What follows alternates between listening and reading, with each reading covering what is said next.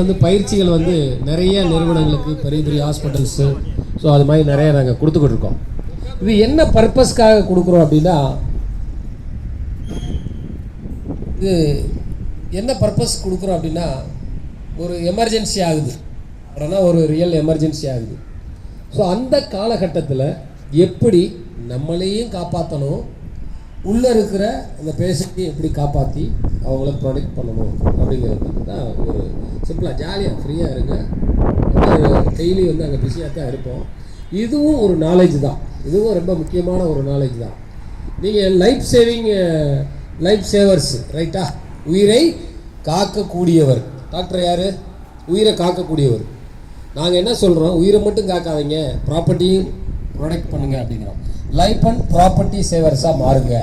Life and property savers. So ஆபத்து என்பது பல விதமாக நடக்கும். எந்த விதமான ஆபத்து நடக்கும். ஒரு பூகம்பு நடக்கலாம், ஒரு ஃபயர் ஆக்சிடென்ட் ஆகலாம், எது வேணும்னாலும் ஆபத்து நடக்கும். ஆனால் இழப்பு என்பது ரெண்டு தான்.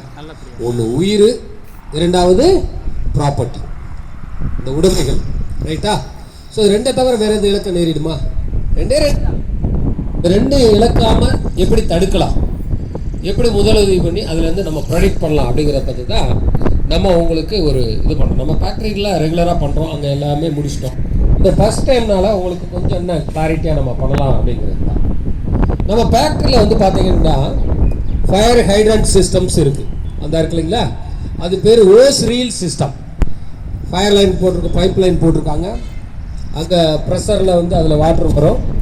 ஸோ அது வந்து இன்கேஸ் ஆஃப் ஏதாவது ஒரு எமர்ஜென்சி, ஒரு ஃபயர் ஆயிடுச்சு அப்படின்னா அந்த ஓஸ்ரீல நம்ம யூஸ் பண்ணி அணைக்க முடியும். அதுக்கு முன்னாடி ஃபர்ஸ்ட் எய்டுனா என்ன? முதலுதவி. ரைட்டா? ஃபர்ஸ்ட் எய்டுனா என்ன? முதலுதவி. ஒரு வீட்டில் ஒருத்தருக்கு